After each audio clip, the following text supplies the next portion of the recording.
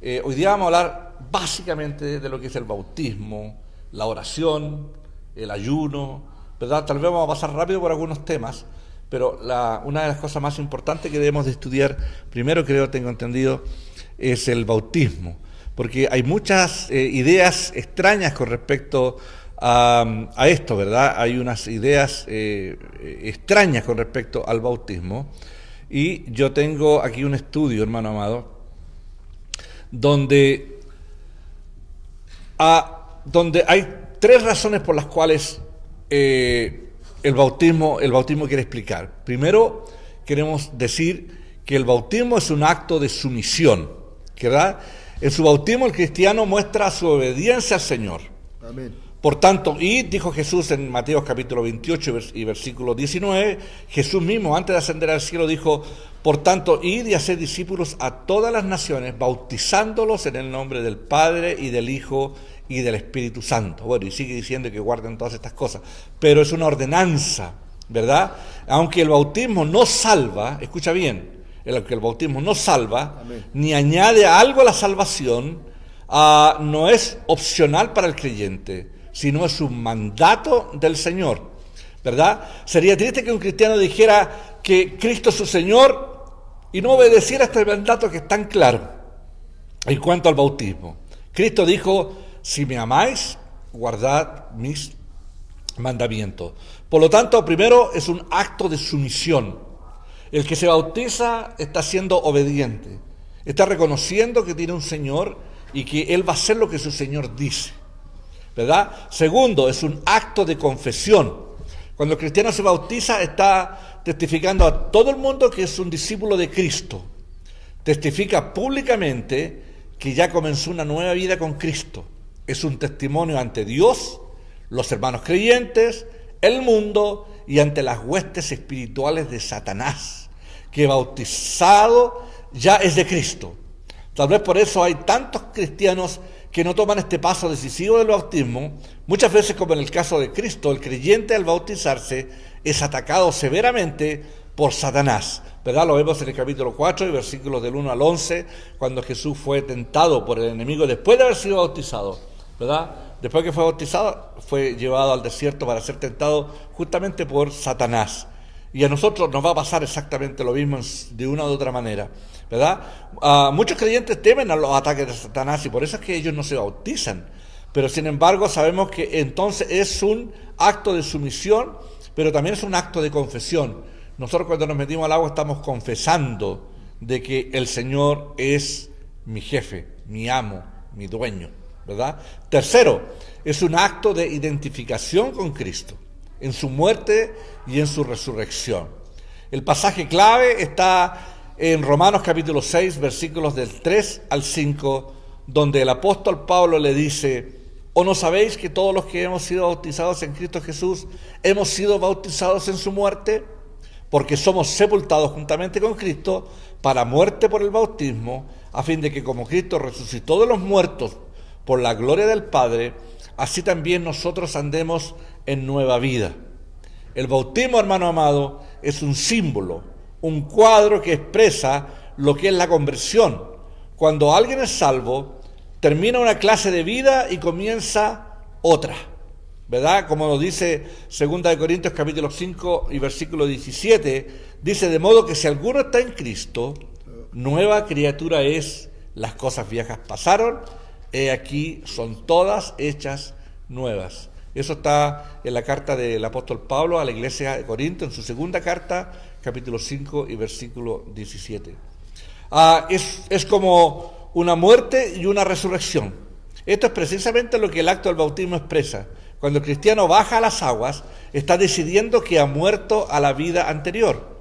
Cuando está debajo de las aguas, es como si estuviera sepultado, y cuando bueno, es que alguien está llamando, hermano. Perdón que me interrumpieron, ¿verdad? Pensé que estaba hablando en lengua. ¿Verdad? Es como la muerte y una resurrección. Vuelvo a repetir, ¿verdad? Esto es precisamente lo que es el acto del bautismo.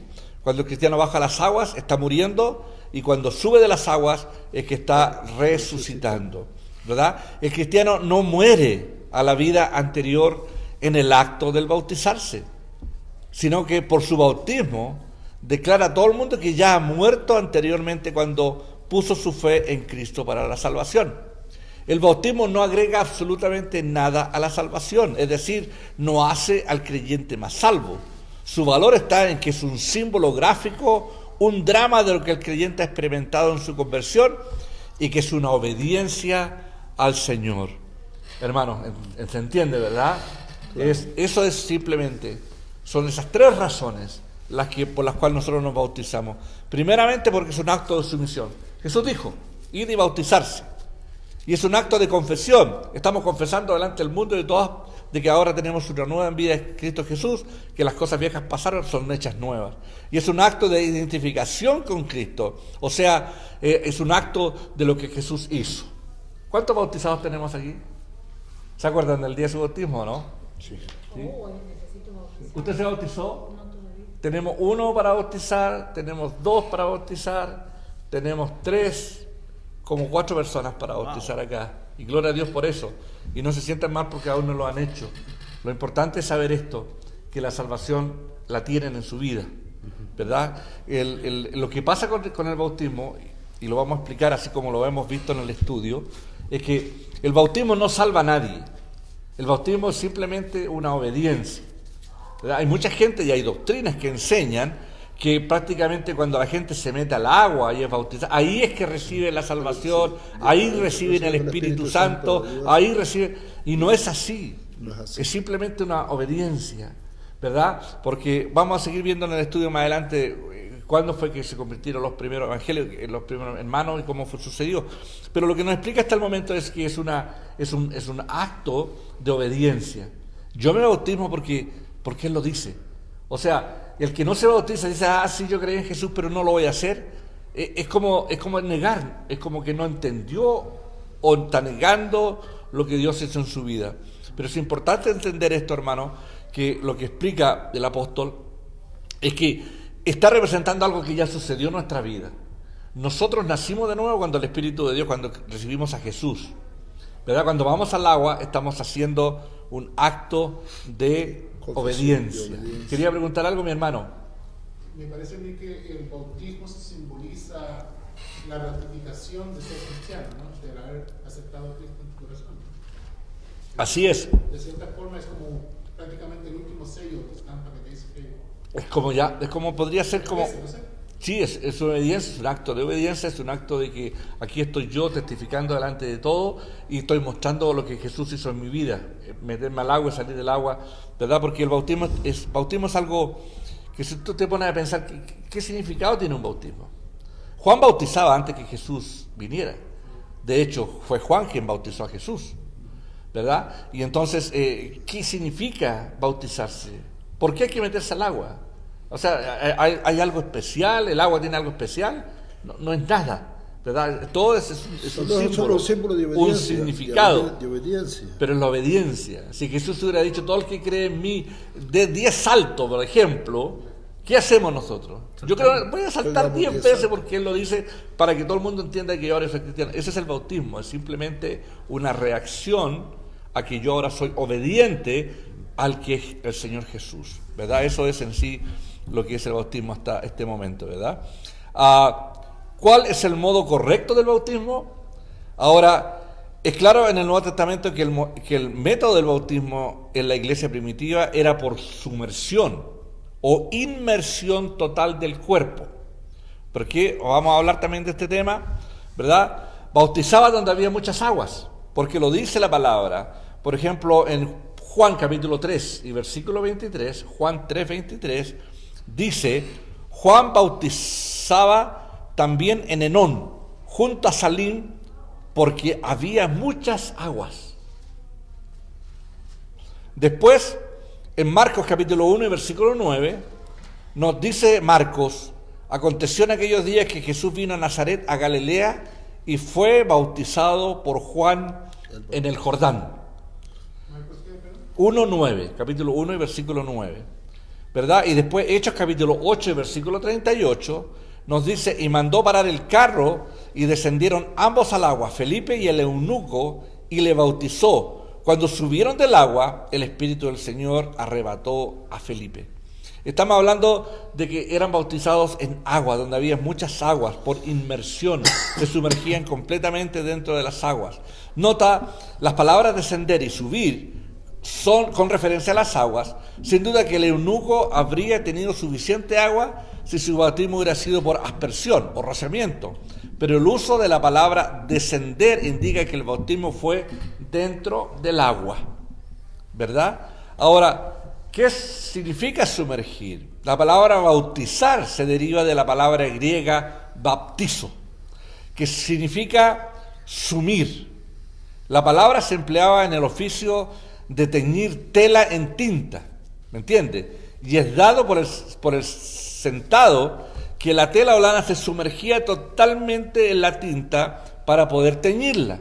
También se usaba en el caso de hundimiento de un barco. La expresión se encuentra en las siguientes escrituras, en Lucas capítulo 11, versículo 38, para los que están anotando, ¿verdad? Lucas 11, 38, a Lucas 16, 24 y Juan 13, 26. En cambio, se utiliza otra palabra griega que es rantizo, para rociamiento, y también se ve en diferentes lugares, pero lo que es el bautismo es sumergir. ¿Por qué? Porque existen estas dos ideas, ¿verdad? Uno, de que el bautismo, y yo sé, por ejemplo, las iglesias menonitas, ellos te dan la opción de que o te bautizas completamente sumergido, o ellos te rocean agua encima de la cabeza, por la cual yo no quiero entrar en ningún tipo de dilema ni discusión con nadie. Simplemente tratamos de ser lo más bíblico posible. Jesús no fue rociado por agua, ¿verdad? Jesús fue introducido completamente en las aguas por Juan. Entonces, y sabemos que Jesús fue bautizado ahí en el río, en Jordán. Y hermanos, en el río Jordán, y saben, nosotros estuvimos en el río Jordán. Yo te bauticé a ti en el río Jordán. Sí. Estuvimos en el río Jordán, y el río Jordán es un río grande, ¿verdad? Y todo el mundo que va ahí se bautiza por inmersión, hay suficiente agua, ¿verdad? Por lo tanto, habiendo agua, hermanos amados, el bautismo es por inmersión, ¿verdad? Yo creo que para mí, mi experiencia, o sea, lo que yo creo, no sé cómo lo ven ustedes, para mí es como arrogancia el decir, ok, yo me bautismo, pero yo no me meto al agua, me ponen agüita así en la cabeza. Yo lo encuentro arrogancia, ¿no? Yo creo que a lo mejor podría suceder en un lugar que no haya agua, que no haya la facilidad de hacerlo. Yo digo que se podría aceptar, pero habiendo tanta agua y que un compadre venga que le tires agua así, mejor que no se bautice. Porque porque no. ¡Ay, no me moje! Para mí ya no está. ¿Ah? ¿Qué pasó, varón? ¿Qué pasó? Dicen que no me ven en la pantalla. No te ven, te dicen. Ahí está, es que quiere mostrar que está aquí. ¿Verdad? Puede ponerse allá atrás, hermano, en el rincón, pero mirando para allá. De espalda, a ver si lo parece de espalda. Y esto lo pasé hace 55 años. Pastor, ¿se acuerda cuando bautizamos en la cárcel de Blanca? En la cárcel. Claro, pero Ahí ahí no había ya, piscina, ¿verdad? Entonces Era el basurero. el basurero. lo llenamos de agua. Así es, se llena de agua. Y se meten adentro y se mojan, y ¿verdad? Sí. Pero para mí, verdaderamente para mí, yo no quiero entrar en discusión con nadie, pero para mí el aspersión, que se llama, que es tirar agüita, el rociamiento, para mí es una actitud más bien así como de un corazón medio así como, ¿verdad? Medio rebelde. Yo me voy a bautizar, pero ojalá no me mojen. ¿Verdad? Para mí ya no estáis siguiendo el primer paso de someterte en obediencia a Cristo. Así Ser es. sumiso. Porque ya estáis haciendo un atado, ya estáis complicando el proceso de cómo Cristo dio instrucción de hacerlo. Así es. ¿Verdad? Y es una buena muestra y un buen ejemplo, como por ejemplo para decir, yo Señor te sigo, pero yo diezmar no voy a diezmar. O sea, mire, Señor, yo a la iglesia puedo ir, pero cuando yo quiera, cuando yo pueda. Es la actitud. Así es, yo me bautizo por un rociamiento y no me mojen, ¿verdad? Así lo siento. Oye, ¿se puede bautizar uno en línea? En línea. ¿Qué en línea? Online. Online. Online. Con instrucciones. Sí, Métase a la Ya, tina. llene el agua. Llene. Está bueno, ¿verdad? Y nos avisa. Y no se quede mucho tiempo debajo del agua. Mínimo 5 minutos. Pastor, ¿Verdad? más o menos en qué tiempo uno se tiene que bautizar. ¿En qué tiempo? Bueno, En detalle. es importante, lo vamos a ver. Buena pregunta. Pero, hermana, hay iglesias, por ejemplo, tú estuviste con los testigos de Jehová, con los mormones, hermano. mormones, sí. ¿Y los mormones cómo lo hacían? En una pileta. ¿Y cuánto tiempo después? Después de que tiene cierto conocimiento. Después de un conocimiento. Sí, porque como se recuerda que son 2 libros, ¿no? Está la Biblia y está el libro. Y, Sí. y los testigos de Jehová también, ellos no bautizan casi nunca, tienen que pasar un montón de estudios antes de que lo bauticen una persona. Pero bíblicamente nos damos cuenta que la palabra, y lo vamos a llegar a ese tema enseguida, Se convertían, la lo gente se subían. convertía Lo subían. y bautizaban. El primer día se bautizaron como 5.000 personas. En la iglesia primitiva así fue. Los mormones también estuvieron haciendo ese tipo de cosas también. O sea, Ya. con el- Oiga, no me hable de los mormones. No, no. Estos Nos quiere mormonizar aquí. A personas No, decir los Smith, decir mejor. con el fin de tener miembros en su. Claro. Claro. Y Ya. claro, y con el tiempo, pues, como el tiempo iba pasando, pues se le iba enseñando a la persona, pero solamente yo no le veo sentido en realidad bautizarse y pertenecer a o ser miembro de una iglesia o de una religión, solamente por ser un número más, nada más. Así es. Juan dijo, Juan Bautista. el Bautista dijo, yo la verdad os bautizo en agua para arrepentimiento, pero el que viene tras mí, cuyo calzado yo no soy digno de llevar, él os bautizará en Espíritu Santo y fuego. Mateo capítulo 3, versículo 11. Y después Marcos 1.5 dice, y salían a él toda la provincia de Judea y todos los de Jerusalén, y eran bautizados por él en el río del Jordán. Por Juan, ¿verdad? Sabemos que Juan era el maestro, que tenía muchos discípulos, inclusive algunos de esos discípulos si vinieron con Cristo Jesús. Por lo tanto, el bautismo era algo que se practicaba en aquella época. El bautismo cristiano significa sepultura, ¿verdad?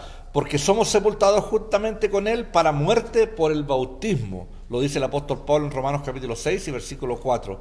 Porque somos sepultados juntamente con Él para muerte por el bautismo. Bautismo por aspersión, o sea, rociamiento, no puede ilustrar esta verdad. Pues es un cadáver sobre el cual se echan unos puñados de tierra. No se considera enterrado. ¿Verdad? Se ha muerto y dice, yo le tiro un poquito de tierra encima, no está enterrado. Hay que enterrarlo, hay que meterlo debajo de la tierra. Asimismo es el bautismo, tiene que ser completamente sumergido en las aguas, ¿verdad? Ahora, la fórmula bíblica del bautismo, la palabra final sobre la fórmula del bautismo es el hacerlo en el nombre de la Trinidad. Esto es algo importante también, porque hay grupos, y están, por ejemplo, los ¿cómo le llaman? Los unitarios, ¿verdad? Unitarios, solo Jesús, ¿cómo se llaman? El tabernáculo de la verdad, toda esta gente que creen solamente en el nombre de Jesús. Y entonces bautizan a la gente, y lo que la palabra de Dios dice, el mismo Señor Jesús nos dijo, por tanto, id y arrepentidos, o sea, por tanto, id y haced discípulos, y bautizarlos en el nombre del Padre, del Hijo y del Espíritu Santo, ¿verdad? Pero según está unitario, ellos enseñan de que Jesús estaba hablando de que tiene que ser la gente bautizada solamente en el nombre de Jesús. Y entonces nosotros sabemos que la receta, la fórmula bíblica debe de ser en el nombre del Padre, del Hijo y del Espíritu Santo. Cuando Pedro dice en el nombre de Jesucristo, no significa una fórmula distinta a la que mandó Cristo Jesús en Mateo 28:19, sino que con fe personal en Jesucristo y por la autoridad de Jesucristo. O sea, lo que está nombrando es en el nombre o de la forma que Jesús nos dijo. ¿Y cuál fue la fórmula? En el nombre del Padre, del Hijo y del Espíritu Santo. ¿Verdad? Esa es la forma por la cual nosotros bautizamos. ¿Algún nombre de estas personas que eran bautizados solamente en el nombre de Jesús? ¿Cómo dice? ¿Había algún nombre específico para las personas que eran bautizados en el nombre de Jesús solamente? Bueno, en aquella época yo no sé, yo creo que tendrían que haber grupos, y hubieron grupos seguro que lo practicaban desde el principio, pero hoy día hay muchos grupos que lo hacen. ¿No le llamaban jesuitas tal vez? No, los jesuitas era la policía secreta del catolicismo, los que mataban gente. Vamos a hablar de ese tema algún día, de lo que era la iglesia católica, los jesuitas, ¿verdad? Pero no, estos eran solo Jesús que bautizaban, ¿verdad? Solamente en el nombre de Jesús. Y hoy día existe mucho, hermano amado, e inclusive lo usan como una herramienta para combatir y pelear en contra de la sana doctrina, ¿verdad? Yo he visto panfletos donde dice que ellos regalan un auto si le demostramos por la Biblia de que el bautismo no es en el nombre de Jesús. Y ellos, si usted viene a la iglesia de ellos y le preguntan, ¿usted fue bautizado en qué? Y usted le dice, yo fui bautizado en el nombre del Padre, el Hijo y el Espíritu Santo, lo bautizan de nuevo, porque para ellos eso no tiene significado. Es así de tremenda la falsa doctrina. Hermano amado, por eso es que estudiamos las Escrituras. Es por eso que hacemos estudios bíblicos y es por eso que es bueno que tú estés escuchando, porque hay mucha gente que enseña cosas que son incorrectas. Y mucha gente piensa que es normal porque usan la Biblia. Dice, esto viene de la Biblia. Pero tengamos cuidado, debemos de estudiar las Escrituras y saber estas cosas, ¿verdad?, que son tan importantes. Ahora, ¿cuáles son las responsabilidades de un bautizado? Una persona que se bautiza. Veamos las responsabilidades de los que han sido bautizados en Hechos capítulo 2, versículos 41 y 42. En el libro de los Hechos, ¿verdad? Este es el mejor libro donde podemos descubrir lo que la iglesia primitiva era originalmente.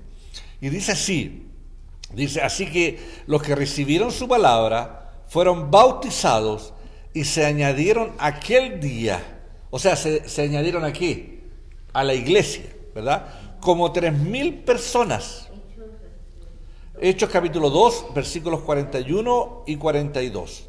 Así que los que recibieron su palabra fueron bautizados y se añadieron aquel día como 3,000 personas y perseveraban en la doctrina de los apóstoles, en la comunión unos con otros, en el partimiento del pan y en las oraciones. Y había dos cosas que caracterizaban a aquellos primeros cristianos, ¿verdad? En anterior pasaje destaca las palabras añadieron y perseveraban. Dos cosas importantes. Primero, los bautizados se añadieron a la iglesia local de Jerusalén. En Jerusalén se comenzó la primera iglesia. Y esa iglesia, hermano, llegaron 3,000 personas. La gente creía. ¿Se recuerdan después del discurso de Pedro? Después que descendió el Espíritu Santo y Pedro predicó un evangelio en diferentes idiomas, la gente se convertía y apenas se convertía, mi hermana, iban a bautizarse. No esperaban ni estudios bíblicos, simplemente les explicaban, les decían Jesús murió, y en aquella época ha sido increíble porque ellos podían decir con toda libertad, hace 40 días atrás ustedes mataron a Jesús. ¿Y quién era Jesús? ¿Verdad? Y le explicaban, Jesús es el Hijo de Dios, y la gente se arrepentía, ¿verdad? Recibía a Jesús, y la gente le decía, ¿tú crees en que sí? Yo creo, yo lo recibo en mi vida. Y entonces venían los apóstoles y los discípulos de Jesús y bautizaban, porque bautizar 3,000 personas, hermano.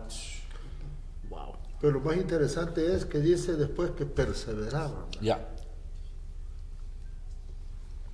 Una cosa importante es la palabra perseveración. Ya, perseveraban, o sea que eran constantes, allí estaban. Constantes. Allí estaban.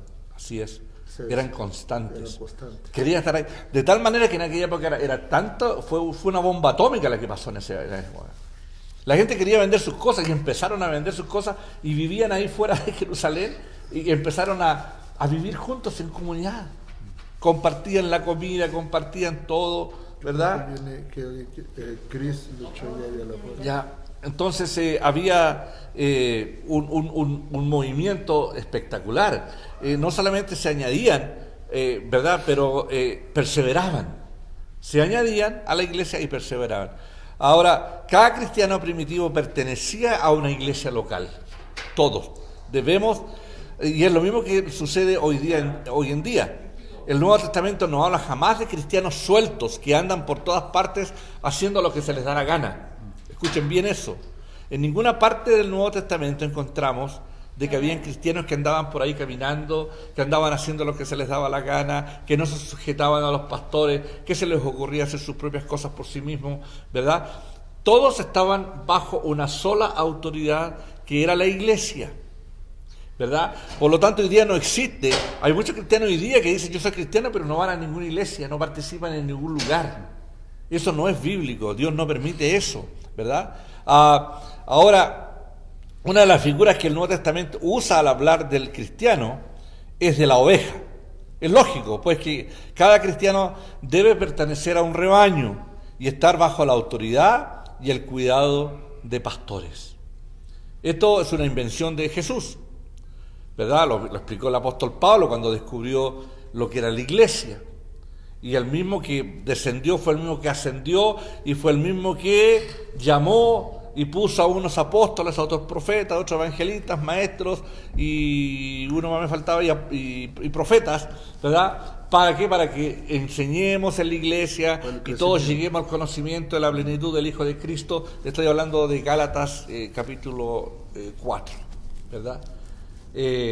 Habla acerca de Efesios capítulo 4. Y entonces la iglesia es importante, digamos, pertenecer, añadirse, ser parte y sobre todo de perseverar, ¿verdad?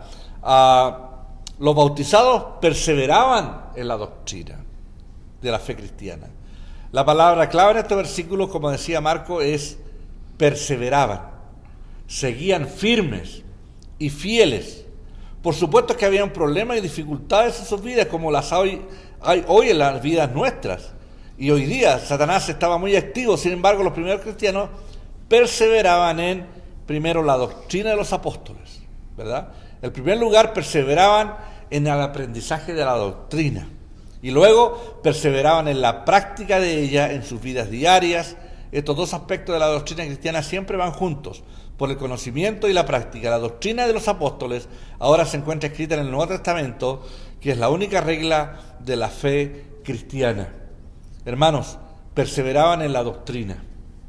Cuando una persona se convierte, desea, hermano, alimentarse, desea conocer la palabra, desea. Hay algo que el Espíritu Santo de Dios nos guía. Yo hablaba del Espíritu Santo el domingo, y es el que nos va guiando a toda verdad y a toda justicia. Y el que es nacido de nuevo, persevera.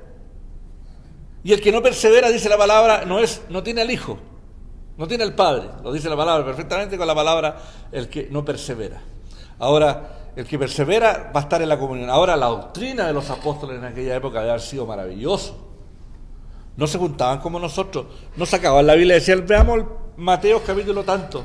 No estaba la Biblia todavía, pero estaban los que escribieron la Biblia. Y de repente estaba sentado ahí Pedro, ¿verdad? Y Pedro decía: nosotros íbamos caminando y de pronto habían unos, qué sé yo, recogiendo espigas, nos acusaron de que estábamos recogiendo el día sábado, y hablaba, y ¿verdad? Otro decía: yo estuve con Jesús cuando caminó sobre las aguas. Nos asustó a todos, pensamos que era un fantasma, ¿verdad? Y hablaban de la experiencia. Otro decía: yo me recuerdo muy bien cuando Jesús nos dijo a nosotros, ¿verdad? Bienaventurado el varón, ¿verdad? Bienaventurado aquellos pacificadores, ¿verdad? Si te ponen un lado la mejilla, Él nos enseñaba que pusiéramos la otra. Esas eran las enseñanzas de los apóstoles. ¿Por qué? Por 3 años habían vivido con su maestro y era lo que enseñaba. Gloria a Dios, nosotros, hermanos amados, que tenemos las Escrituras, tenemos todo escrito, se nos hace más fácil. Pero por muchos siglos, por mucho tiempo, por muchos años, los hermanos fueron creciendo en fe simplemente por palabra, llevando, ¿verdad?, la palabra. Después se convirtió Pablo, ¿verdad? ¿Se recuerdan? Saulo se convirtió, y él también empezó a enseñar: mira, el Señor me reveló de que la iglesia hoy día hay apóstoles, pastores, cosas que antes no existían. Antes existían el sumo sacerdote, estaba Caifás y los dos sinvergüenzas, esos que eran líderes de la iglesia judía en aquella época. Esos dos sinvergüenzas. Y hay tantos cristianos judaicos hoy día, y los líderes de ellos eran, ¿quiénes eran? Mentirosos, ladrones. Bueno, y por muchos años, la Biblia no fue leída. Por mucho tiempo no había Biblia. No había Biblia, o sea, no dejaba la iglesia ¿Se acuerdan? Ya, eso fue ya, Pero eso ya fue la Iglesia después. Católica, pero eso hace poco, hace algún tiempo atrás, ¿verdad? Después de la persecución y de todo eso, en siglos como el siglo XIII, siglo XIV, siglo XV, ¿verdad? Y vino. Pero al principio la Iglesia Católica no es que existía la Iglesia Ni Católica. siquiera existía. Porque hoy día, una de las mentiras del cristianismo es que la Iglesia Católica viene desde ahí, desde el principio, y que Pedro fue el primer papa. Puras mentiras, ven, papa. Papa tenía los era calcetines. Esto era por el tiempo de la Inquisición. Ya, pero desde el principio enseña la Iglesia Católica, ¿verdad? Que Pedro no fue casado, que, en fin, Pedro tuvo hasta una hija, tenía una suegra, en fin, pero no vamos a salir del tema, otro día vamos a hablar del catolicismo. Pero sí, hermanos amados, la Iglesia estudiaba y se reunían, y de pronto tenían a Pedro ahí hablando, de repente Juan, de repente 3.000 personas, esa fue la primera vez, la segunda vez se convirtieron 5.000, ya habían 8.000. 8.000 personas y seguramente... Dos predicaciones. Claro, y no estaban reunidos todos en una iglesia, no tenían una mega iglesia como la Central Chile aquí, ¿verdad? Que la gente se reunía en diferentes lugares, después cuando fueron perseguidos por ahí por las catacumbas, escondidos, ¿verdad? En cuevas, en fin, perseguidos. Pero en aquella época la iglesia primitiva, ¿verdad? Se reunían. Eran 8.000, 10.000 personas las que estaban en la iglesia porque seguían la comunión. Lo segundo era la comunión los unos con los otros. Y esta palabra significa tener algo en común, ¿verdad? Los primeros cristianos gozaron de una comunión tanto espiritual como material. En las casas y como en el templo, cada cristiano bautizado debe gozar la comunión con los hermanos de la iglesia. Eso es lo que sucedía en el compartimiento del pan, lo dice la palabra. Esta ordenanza del Señor fue practicada con alegría por los primeros cristianos. Además vivían sus vidas en espera de su segunda venida, pues en la Santa Cena el cristiano mira hacia atrás y recuerda la muerte de su Señor Jesús y mira hacia adelante y espera su gloriosa venida. Eso es la cena del Señor, ¿verdad? Y también las oraciones, ¿verdad? Esto se refiere a la oración colectiva de la congregación. El nuevo cristiano debe perseverar en la oración con sus hermanos. El secreto del poder espiritual, tanto en la vida personal como en la iglesia, es la oración, ¿verdad? Hermano, eso es lo que pasaba con los cristianos. O sea, la gente se bautizaba, y es lo que debemos de practicar hoy día en la iglesia.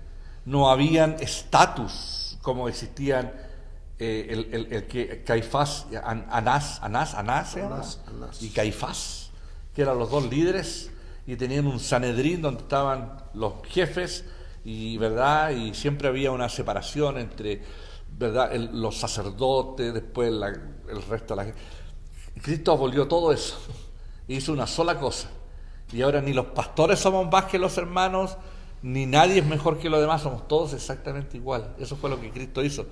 Por eso es que nosotros como Amor en Acción no tenemos una silla especial al frente para que se siente el pastor. Aquí estamos sentados ¿verdad? nosotros. Aquí estamos cerca para los micrófonos, pero hermano, en la iglesia no sería mala idea ponerlo a usted una silla arriba, ¿verdad? Pero roja, grande, así, ¿verdad? así Y los cómoda. dos pastores sentados al frente, mirándolos a todos. Y que te estén dando viento Ya, con, claro. con cajito de uva. Y que le den el privilegio a otro pastor de sentarse allá arriba. Qué tremendo. A mí esas cosas me causan náuseas. Me dan ganas de vomitar cuando yo voy a una iglesia y veo 4 o 5 pastores sentados al frente. ¿Por qué? Porque están sobre los demás. Son increíbles, intocables. Y lo peor es llegar a una iglesia donde no te puedes parar ahí. Ya, ¡oh! No te puedes parar. No te puedes Me parar. invitaron a predicar a mí en una iglesia en Winnipeg. ¿Te acuerdas? Fue en Winnipeg. No lo podían parar, no lo podíamos parar ahí. No, en el Senado, donde se sube el pastor a predicar, en donde está el púlpito, para ellos ese es el lugar santísimo. Para ellos. Lugar santo. Entonces ahí solamente el pastor puede pararse. Y yo que fui a predicar, me pusieron a predicar abajo, porque yo no era digno de ponerme donde estaba el pastor. Ese tipo de basura existen en muchas iglesias. ¿Ya? No han entendido lo que Cristo hizo. Abolir todo este tipo de cosas, ¿verdad? Lavarle los pies a sus discípulos. No hay nadie mejor que otro, somos todos iguales, ¿verdad? Esa es la enseñanza que nosotros hemos recibido como, ¿verdad?, de la palabra. Habíamos ido de te quiero ahí. Ya. Y nosotros no nos dejaron tocar tampoco. Nosotros empezamos a instalar nuestros instrumentos abajo del stage. Oh, no. Que no éramos dignos De poner los equipos arriba. de poner los equipos arriba. Solo el pastor podía subir arriba.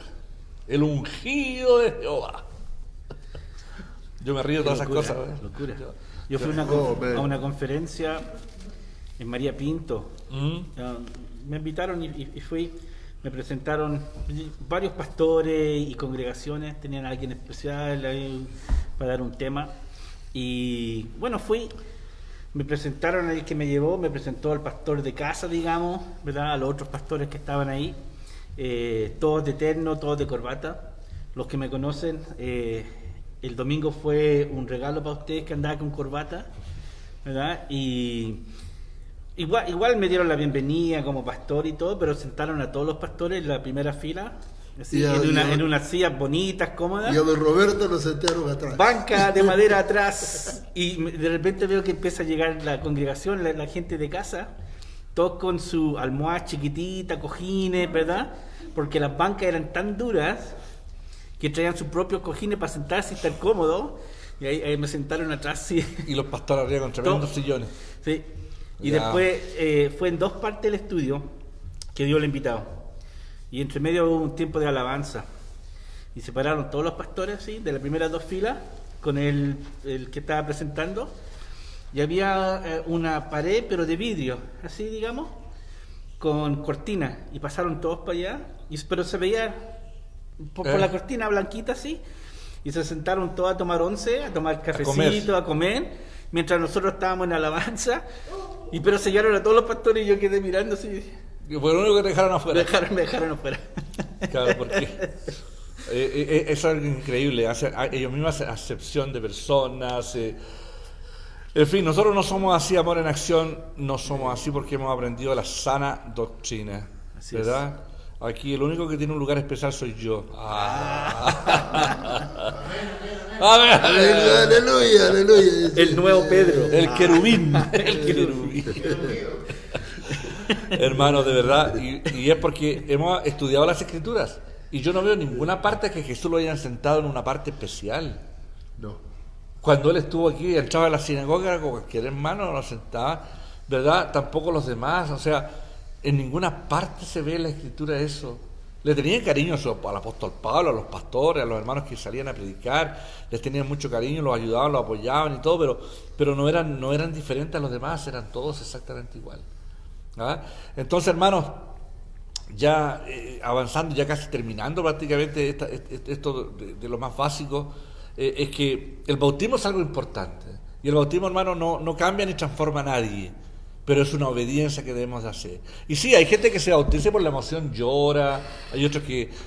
La expresión de cada uno, ¿verdad? Yo me acuerdo que me bauticé con otras 11 personas hace muchos años, y no me olvido nunca, quienes estaban conmigo, y verdad, y yo siempre lo entendí, me lo enseñaron y lo he enseñado toda la vida, de que allí no sucede nada. Pero hay una iglesia muy grande, con un nombre muy inmenso, bien conocida en todo el mundo, y que evangélica, que dicen que ahí sucede.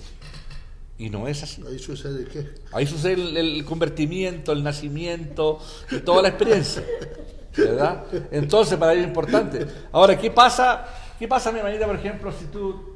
Bueno, estamos suponiendo, ¿verdad? Te mueres esta noche. Ok. ¿Te vas al cielo o no te vas al cielo? No creo. Yo creo que sí. Sí, porque tú recibiste a Jesús en tu vida, ¿o no? Claro. Claro, pero Claro. yo me refería de que si no estás, como te dije, ¿Bautizado? algo así. No, el bautismo no salva a nadie.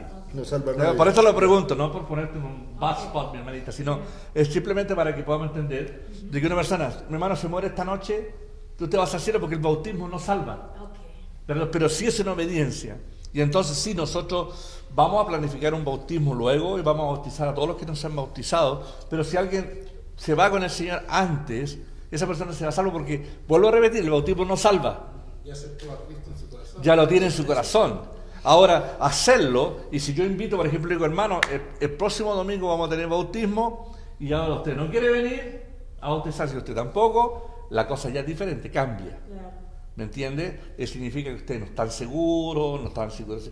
Una persona simplemente recibe a Jesús cuando cuando recibe a Jesús, o sea, ese momento nace de nuevo, y el bautismo es una representación de lo que ya pasó, ¿verdad? No salva a nadie, pero debemos de hacerlo porque entonces estamos obedeciendo. Si hay bautismo, yo soy pastor, bautíceme, yo quiero bautizarme. Pero ¿cuándo es el tiempo, pastor? Eso le... Ahora mismo, por ejemplo, si tuviéramos la oportunidad de bautizar mañana, tú te puedes bautizar. Okay. Solo que no lo hemos hecho simplemente porque el gobierno en este momento nos prohíbe hacer bautismo en Canadá por el asunto del COVID. Pero ya volviendo más adelante, tal vez en diciembre o en enero, cuando ya se calme, nosotros tenemos bautisterio aquí en la iglesia. Aquí al frente tenemos un tremendo bautisterio, se llena de agua y ahí mismo los bautizamos con agüita tibia, Porque inclusive. aquí estamos todos. Con agua derretida de nieve. Pastor, porque aquí igual, Anton, igual que no, somos dos. Sí, gloria a Dios. Ahora, esa es buena pregunta con respecto a los niños, ¿verdad? Los niños, a los niños nosotros no los bautizamos. A nosotros los niños los dedicamos al Señor hasta que están en una edad ya consciente. De hacerlo. ¿Verdad? Yo he bautizado niños de 9 años y que después de un tiempo lo he visto por ahí y no tienen la medida ni se acuerdan. No. En ese momento están entusiasmados porque, pero tiene que ser una experiencia. Pero también he bautizado niños de 9 años que hasta el día de hoy se acuerdan. Paulita, ¿a qué edad te bautizamos a ti? I don't remember. Pero eras bien jovencito. I think I was young. Yeah. Eras bien niño. Y aquí está Pablo todavía. Pero hay Una pregunta, yo en Perú me bauticé en los mormones y puedo bautizar a alguno normal porque en ese tiempo me bautizaron. Bueno, te llevamos a la iglesia mormona y te bautizamos No, allí. es que yo estaba niña, yo tenía como 7, 8 años cuando Ya. me bautizaron. No, eso no tiene valor. Eso no para- tiene valor, ¿Verdad? hermano. Porque No, ahora no, que uno pues. tiene más conocimiento, No, entonces no te tiene, das claro. cuenta de que, bueno, los papás decidían en uno, ¿verdad? Sí, Así Pero es. ahora que uno... Y en la iglesia católica sí sucede, los niños recién. A mí Los también, llevan. ahí me bauticé cuando me casé en la iglesia católica, porque mis abuelos son cristianos, mi mamá era católica, entonces todos eran diferentes, uno no sabe dónde ir. Así es. Pero ahora, si una persona se bautizó y no es consciente de lo que hizo, lo bautizamos porque tiene que haber una conciencia, Claro. tiene que estar seguro, Así ¿verdad? es. ¿Verdad? Pero con respecto a los niños, es buena hablar de este tema también porque a veces los papás quieren bautizar a sus niños y los niños, claro, se entusiasman, vienen a la escuela dominical, escuchan de Dios, pero ellos tienen que primero recibir el perdón de sus pecados. Ahora un niño no tiene pecado. Ahora si un niño muere 9, 10 años, 11 años todavía y muere y no han recibido a Jesús, esos niños son salvos porque no se les considera su pecado. Directamente está la presencia de Dios. Ya después de 2, 13, 14 años ya hay conciencia, el niño puede reaccionar y puede decir, ya, yo quiero a Jesús, lo recibo en mi vida. Hay verdad, esa es la diferencia con respecto al niño. Ahora, el bautismo de infantes en la iglesia, eso no es bíblico. Eso nunca ha sido bíblico. A Jesús lo llevaron al templo cuando tenía 8 años de vida y lo dedicaron al Señor. Primero lo circuncidaron porque era judío.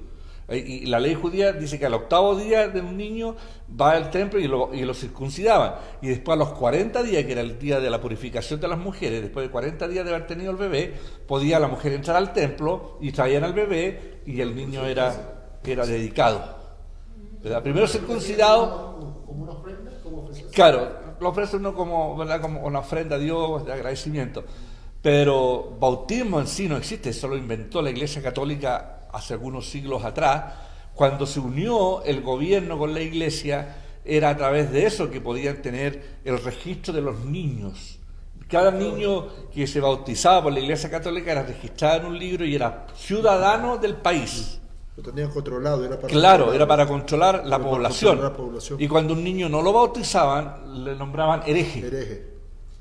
¿Verdad? Y un poder tremendo. O sea, la Iglesia Católica tenía un tremendo poder. ¿Y qué era el hereje? ¿Qué es eso? ¿Qué es? Herejes que no eran bautizados por la Iglesia. Ese no. Yo soy hereje. O no, a mí me bautizaron cuando niño, no soy hereje. A lo mejor ustedes son herejes. No, yo también fui bautizado. ¿También? Ah, entonces no somos herejes. Estamos salvos Algo ilegítimo. por los dos lados. Claro, la Iglesia Católica los consideraba así. Entonces sí me bauticé 2 veces porque cuando me casé por el católico. Con los mi esposo, mormones. Ah, entonces fue la tercera la vencía, mi hermano. Entonces la Sí, oye, nos bautizaban porque, no sé, lindo, raro eso. Bueno, hermano, había otra parte también que quería hablar, pero que nos está yendo el tiempo definitivamente. Pero tiene que ver con Los herejes. con el hereje. Hereje. No, ya estamos terminando, pero esa es la base, el bautismo. Pertenecer a una iglesia. Debemos de pertenecer a una iglesia. No existe tal persona que no tenga una iglesia. Y no existe tal pastor que no tenga un pastor sobre sus vidas. ¿Verdad? Hay un orden en las cosas de Dios. Y otra cosa, la oración. La oración es importante, ¿verdad? Siempre estamos orando los unos por los otros. Y yo quería tocar nomás, va a ser rápido, pero más adelante vamos a hacer un estudio más completo con respecto al ayuno. Señor, ¿por qué tus discípulos no ayunan? Era la pregunta, ¿verdad? Y del Antiguo Testamento vemos pueblos enteros ayunar. Hasta los animales lo hacían ayunar, ¿verdad? Y todo tenía que ayunar ¿verdad? Y entonces el pueblo ayunaba. Pero cuando vino Jesús, acusaron a los discípulos de Jesús, el Señor, ¿por qué tus discípulos no ayunan como los demás? Y Jesús, ¿qué les dijo? No tengo el versículo, tengo el estudio, pero quiero mencionarlo nada más porque después lo vamos a estudiar más completo. Pero Jesús dice, ellos tienen a su Señor entre medio. ¿Por qué van a bautizar? Van a ayunar. Cuando Él se vaya, entonces van a poder ellos ayunar. Entonces, eso a nosotros nos da la impresión y nos enseña qué es el ayuno. ¿Por qué? Porque mucha gente piensa que el ayuno es una huelga de hambre. Señor, yo voy a ayunar hasta que tú me respondas.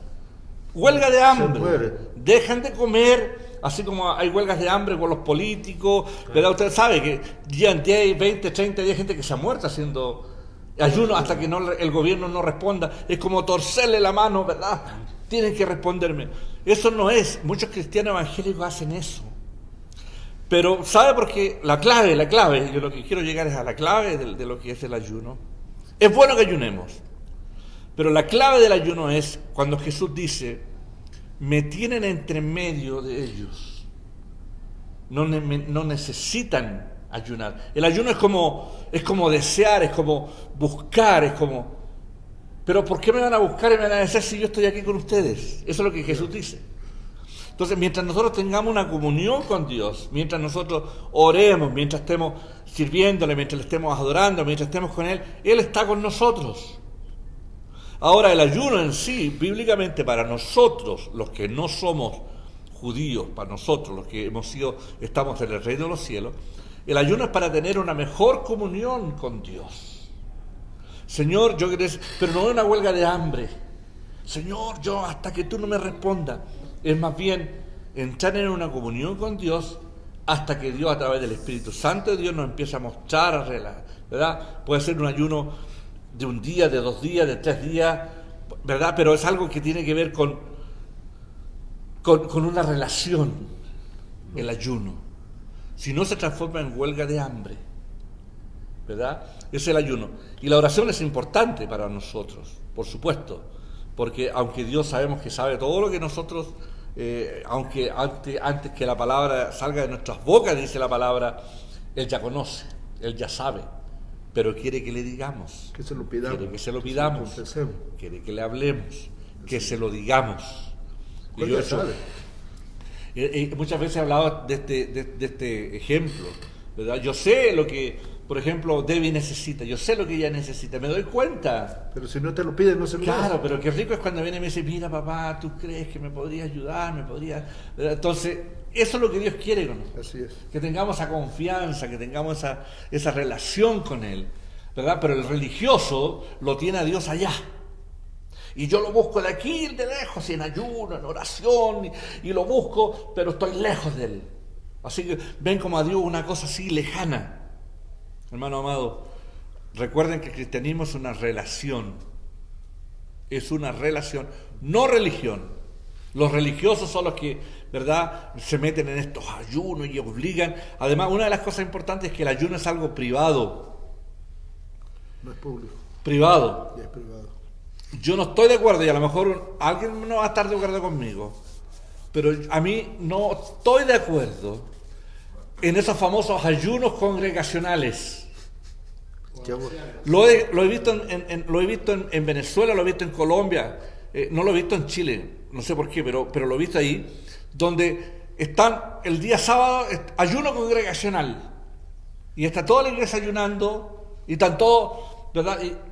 Yo creo que está bien ayunar, pero en realidad lo que la palabra de Dios nos habla, nos dice que cuando ayunemos, que no sepa, ¿verdad? Que no andemos con la cara de tristeza porque ando ayunando, sino que lo que Dios sabe en lo secreto, ¿verdad? Él va a saber. No tengo el estudio aquí al frente mío, lo vamos a hacer más después con más tiempo, del Antiguo Testamento y de lo que es nuevo. Pero ese ayuno es personal, cada uno lo hace. Yo he hecho ayuno y le he pedido a la congregación a que encargue, pero ¿cómo lo he dicho? Le he dicho, hermano, yo mañana lunes voy a ayunar durante todo el día. Si alguien quiere, ¿verdad?, ayudarme a orar por esta necesidad, por esta situación, el que sienta su corazón lo hace. Pero no hacemos un ayuno colectivo y todos estamos pasando hambre ese día. Algunos ni siquiera entienden porque están, no hay a la hora que termine el ayuno, pero no tienen la menor idea por qué. Es como una huelga de hambre. ¿Por qué está ayunando? No es que el pastor nos tiene a todos ayunando. ¿Qué significado tiene eso? ¿Me entienden? Espero que entiendan, hermanos. Entendamos todos. Es personal. Que es algo completamente personal. Es relación eso, es simplemente una relación. Es claro, tiene que ver cada uno. Entonces, cosas que debemos de aprender, debemos de cambiar el concepto de la famosa cultura evangélica que nos han metido en la cabeza durante tantos años. La única forma de sacarla es a través de estudiar las Escrituras y darnos cuenta cómo fue, ¿verdad? Yo nunca vi, habla de las oraciones, nunca hablan de ayuno. Por ejemplo, la iglesia primitiva, ¿verdad? Jesús no está con nosotros, ayunemos. No, estaban orando, compartían el pan, lo pasaban chancho, lo pasaban rico, lo pasaban bonito, andaban pero felices todos. Pastor, pero Jesús no ayunaba, ¿verdad? Sí, Jesús ayunaba. Sí, Jesús ayunaba. Claro, subía a la montaña. No era oración. Sí, también ayuno. Era oración y al mismo La tiempo. primera vez, por eso que el diablo dijo que convirtiera las piedras en pan, ¿verdad? Porque estaba ayunando, por 40 días estuvo, 40 días, 40 noches, dice la palabra. Pero sí, y era él para poder tener, porque lo que Jesús iba a hacer era tremendo. Era increíblemente. Y si no hubiera estado en oración y todo, porque recuerden que Jesús perdió su naturaleza de Dios, se hizo hombre. Sí. Y por lo tanto, parte de su vida, y aquí hay vamos a estudiar un día eso de la divinidad de Dios, porque unos piensan que era divino, ¿verdad? Que unos piensan que prácticamente los dolores no hacía nomás como que le dolía que no le dieron los clavos. Los clavos, nada, porque era Dios. Era Dios. ¿Verdad? Y hay otros que piensan que solamente era humano, pero en cierta manera también caminó sobre las aguas, se le apareció como, ¿verdad? Hay algo en Jesús que es diferente a nosotros, pero, ¿verdad? Debemos estudiar. Pero, hermano, hasta aquí creo, ya estamos en la hora.